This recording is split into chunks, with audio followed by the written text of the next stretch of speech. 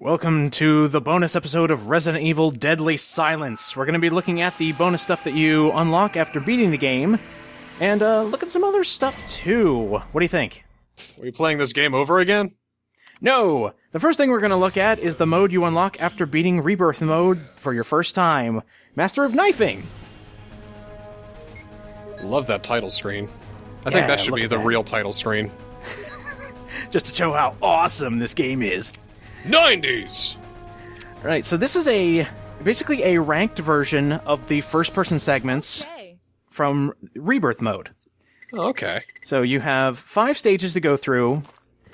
Depending on who you pick, that's your difficulty setting. There'll just be more enemies and they'll deal more damage.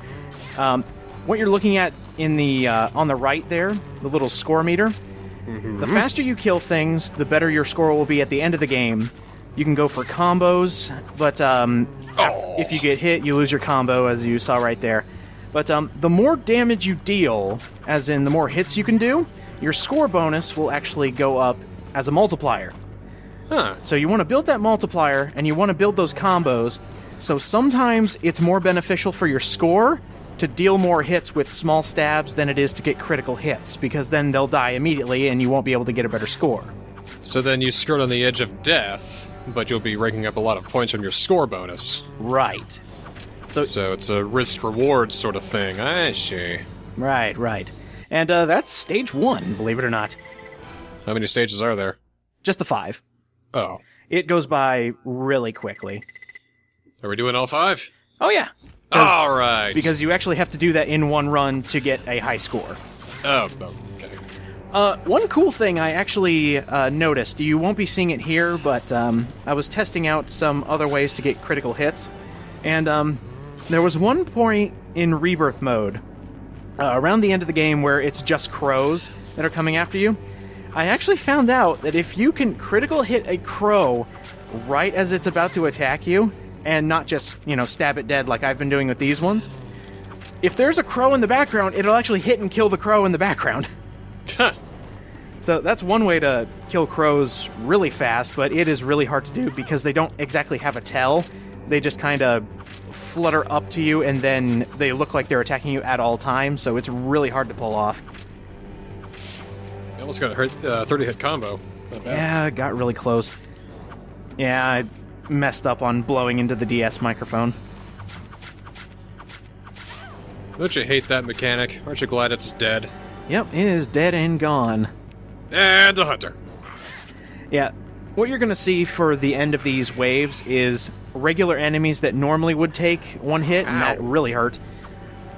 They'll actually have more hit points than normal, so they won't die immediately. Like that naked zombie in Stage 1 had more hit points because it lasted longer. This one, the hunter, lasts a lot longer. And I should mention that every stage, they refill your health. They're not exactly jerks. Oh, good. That would have been terrible if it wasn't the case. Yeah, I would have been dead already had that been the case. Why do the crows bleed green blood? Because for some reason, this game likes to default on green blood, and try to picture this on your DS. Instead of A and B being confirm and cancel, it defaults on X and Y. Odd. Very odd, and something you also want to do when you start the game is immediately go to options. Reset the blood if you want red blood, and that was a beautiful shot there. Reset the blood, reset the way your controls work, and set the microphone sensitivity all the way up so you can actually blow into the microphone. Well, I always go to options whenever I start a game. It's like, I have to do that now. Surprise! Stage 3's boss is Forrest! He's a super zombie! It's Forrest! Oh my god! So yeah, he's just a regular super zombie. He doesn't do anything different, to my knowledge.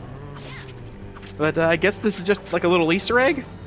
Except take a stab wounds like a sponge, apparently. Yeah, he can take a lot of hits, and this boosts your score so much after killing him. I think your knife is as dull as a popsicle stick.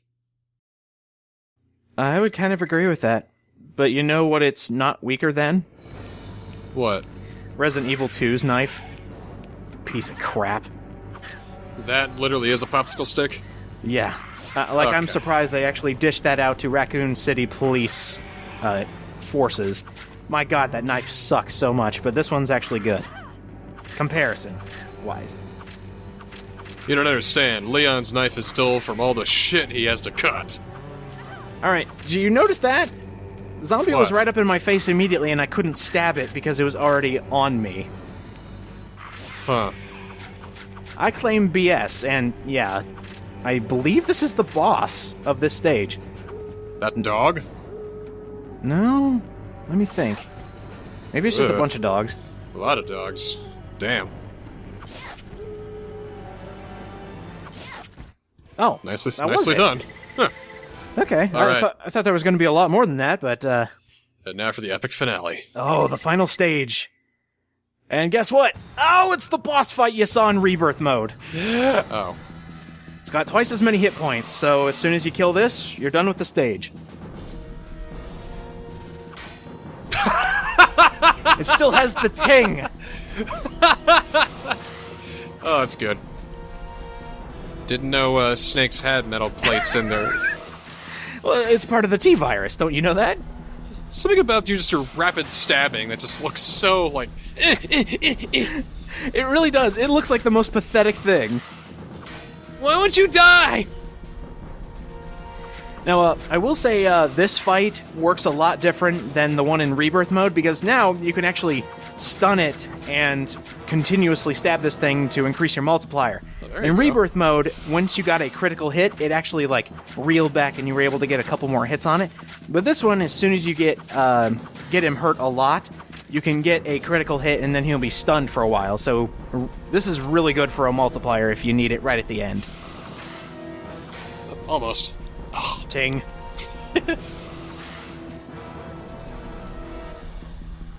We put a cauldron in this snake's skull.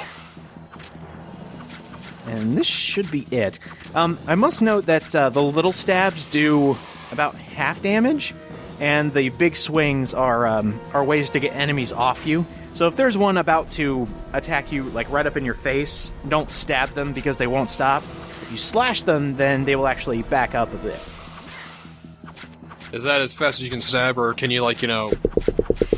That is the fastest you can stab, and I've also noticed there's a bit of delay between when you stab and then immediately try to slash after that. There's a little bit of a delay there. And hey, look at that, we're done! We beat Master of Knifing. Alright, we'll see you next time. You're not getting out of here that quickly. Aww. That's just the sub mode. So, your score is based on time, your combo, basically everything it was counting on the side. Hit accuracy is a really big one.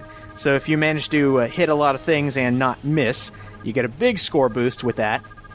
And let's see if we made the leaderboard.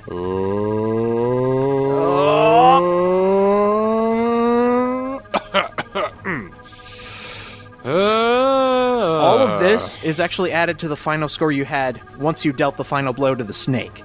So it's going to add the 200-some thousand along with all of this, so it should be a little over 300,000. Is there no way to skip this? No, there isn't. Or at least I didn't try, because I didn't want to skip my score. Oh, we made the leaderboard! Oh, you could do better than that. I could, but I didn't want to. This is just to show off Master of Knifing. Well, fine, then. No 5th place? No, it only goes up to 4, surprisingly. Well, alright. Alright, the next thing we're going to show off. Multiplayer! With one person. Unfortunately. Too bad I don't have the game, sorry. Maybe one of these days I'll show off multiplayer in more depth, but for now I can at least show you what it lets you get up to, because you can also unlock characters just by playing the game.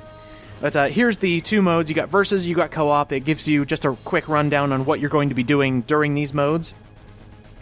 And it also has 3 locations that you can go to. Huh. And it sections off a big segment of these areas. So you got the guardhouse. It's segmented off, so you can't go down to the laboratory. The laboratory itself, the one at the end of the game, has been sectioned off. But I think we're going to hit the mansion. You won't actually be able to see the game this is about as far as we're going to get. And then we got character select. So you'll see on the sidebars there how to unlock everybody. The one person I don't have, I think it's Richard.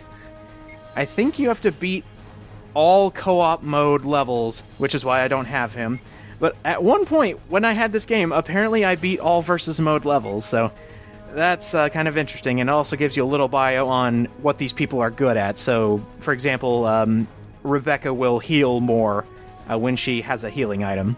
Don't listen to him, listen to Sidebar. Sidebar has all of your worries and needs all taken care of. Shut up, I'm trying! Shh. Oh, let's do this. Sir, heck, what's that? Sir Hiccup. I don't know. Huh. But everybody has a voice clip. I thought that was really cool. I got your back, you know, man. Just stop talking, Barry, please. Large item capacity. Yeah, she brought her purse. And that's all she gets, which is really kind of disappointing. All Jill gets is 8 inventory slots. And a big key ring. Yeah, pretty much. It's kind of a letdown, but when I did play the multiplayer way back in the day, it was actually pretty fun. Maybe one day soon, someday, in 2018. And now for the best part. Costumes. Costumes. In order to unlock the costume key, you need to beat each version. I would suggest beating Rebirth Mode with the best ending to unlock the closet key. Now, you can do that in the regular classic mode. If you beat it with the best ending with Jill or Chris, you get a key and you unlock a costume. But in Rebirth Mode, if you actually get the best ending with both characters, you unlock all 4 costumes in the game. On classic mode, if you beat the game with the best ending for each character, you only unlock 1 costume, and they will only give you 1 costume. I just say, that launcher looks way too big for Jill. Oh, yeah. She should not be carrying that. It's like, put that down before you hurt yourself. Ooh. Thankfully, there's no splash damage. Yeah, good. Yeah, you can just fire it in a bedroom, no problem. Yeah, you can just fire it point blank, who cares?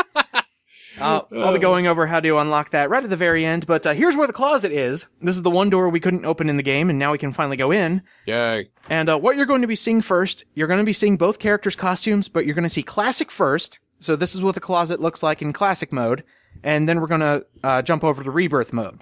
Alrighty.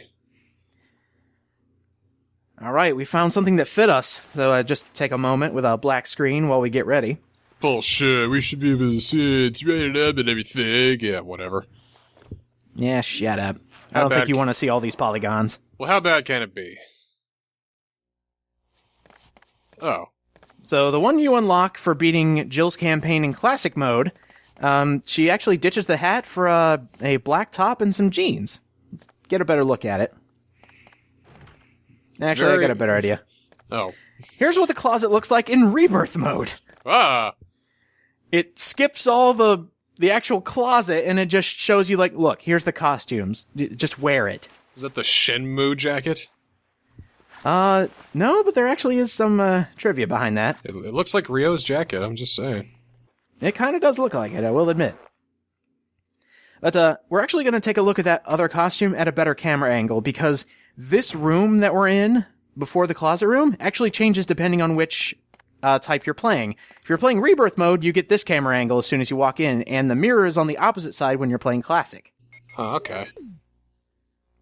So, pretty cool looking. I suppose. I guess. I mean, with what you have to work with. She looks like Piccolo's servant from Dragon Ball Evolution. I believe we have a comparison shot on screen. Wow, you're right. Sheesh.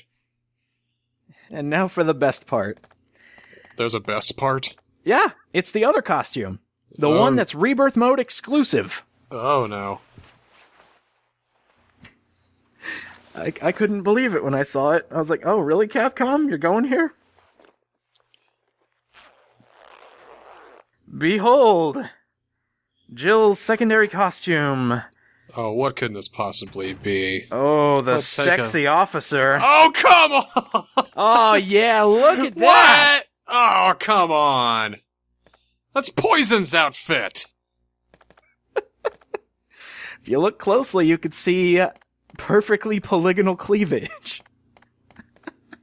Perfectly polygonal, unlike Lara Croft's. Yeah, eat your heart out. Oh, come on! Oh, Oh yeah, take it all in. This is what you have to look forward to. Now I'm not scared anymore. Here's a hot girl, now I'm having a good time. Alright, so you can wear these costumes throughout the whole game. CG cutscenes don't change, but every other cutscene will have you in these costumes. Nothing else changes in Jill's campaign as far as wearing the costumes, so like other people in the campaign won't change because you don't get to control them. But if we move on over to Chris Redfield, and I just figured everybody wanted to see this before I moved on to Chris. Oh, I can't wait to see his costumes. I'll be honest, I had no idea what his costume was for Rebirth, and it was hysterical. Alright, so here we are in classic mode again with Chris, and you'll see everybody with a rocket launcher, by the way. But his is actually a reference to his sister, Claire Redfield. It's his sisters. He pulls a leather face. He's actually wearing his sister. Take off her skin, man. So in Resident Evil 2, there was another throwback to Chris Redfield himself because you actually get to go to the STARS office and see Chris's desk. He has a jacket that says Made in Heaven on the back, and this is what costume you get here. It's a biker jacket, and it has an angel on the back, and it says Made in Heaven. I prefer never be game over. I guess. But this is actually the jacket that Claire wears in the other Resident Evil games. Oh. So, kind of a cool nod. I like it. But let's get to the good stuff. Yeah, come on. Let's get to Rebirth Mode. We're actually going to get a better look at this just because it's a nice nod. I really like it. It's Chris's Rebirth Mode costume. Again, this is only for Rebirth Mode. You can only get the jacket if you're playing Classic Mode, but if you get Rebirth Mode, you get both costumes, which is why I said just play Rebirth Mode. Oh, I can't wait. Alright, you see that there? It doesn't fit you! Oh, we can make it fit. No, here we go. Finally, something that fits Chris. So what do you think? Like, big man Chris Redfield. You know, later on he grows muscles the size of our heads. What does he wear back in the old days? Ryu. Well, let me show you. I'm guessing Ryu, because that kind of looks like his gi. Oh, you are so damn close. Yes!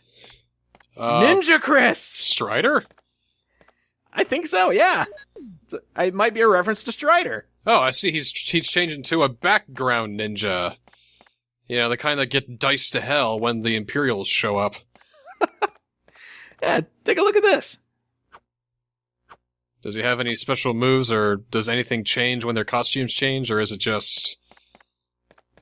I'm actually glad you brought that up, because this is... Rebirth Mode is basically a nod to the old... to the older mode that was added to Director's Cut. Mm-hmm. It was a secondary mode that pretty much mirrors what Rebirth Mode is doing. But in that mode, yes, alternate costumes changed how your characters looked. Rebecca, where did your outfit go? Now, I will say this only happens in Rebirth Mode, as I said, because if you try to wear the alternate costume from Classic Mode, it doesn't change a thing. And I actually did test that, but now we have a ninja blowing air back into Richard's body here. I swear, from this angle, he looks like Snake, kind of. He does. I will agree with that.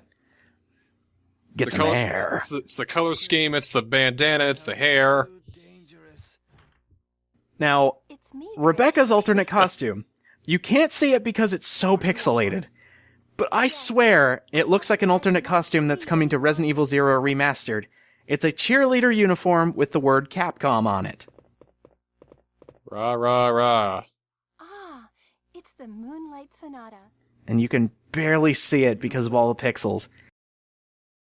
But you were asking earlier, what happens if you come in here with another alternate costume? I actually did try that. In the same playthrough, I started here with this costume. I left and came back with the other alternate costume, and she changed back. Huh. Sorry, I just have to hear this lovely playing. Chris! Chris! I changed! She's back into her default outfit? Yeah, she just goes back default, which is kind of disappointing, because I was wondering if they had another alternate costume for her. But no dice. Must be Rebirth only for Rebirth costumes. Makes sense. But that is all I have to show you. But there's one more thing you can unlock in Resident Evil Deadly Silence. The rocket launcher with infinite ammo. If you beat the game in under 2.5 hours, you get to unlock the infinite rocket launcher. So, I will leave you on this series. The series is now done. But we're going to leave you on a lovely montage of things exploding. You ready for this, dude? Yep, and can I request that we have the perfect song going behind that montage? Oh, bring it on! The director's cut basement theme. Go! Oh, god damn it. Thanks for watching, guys. See you later.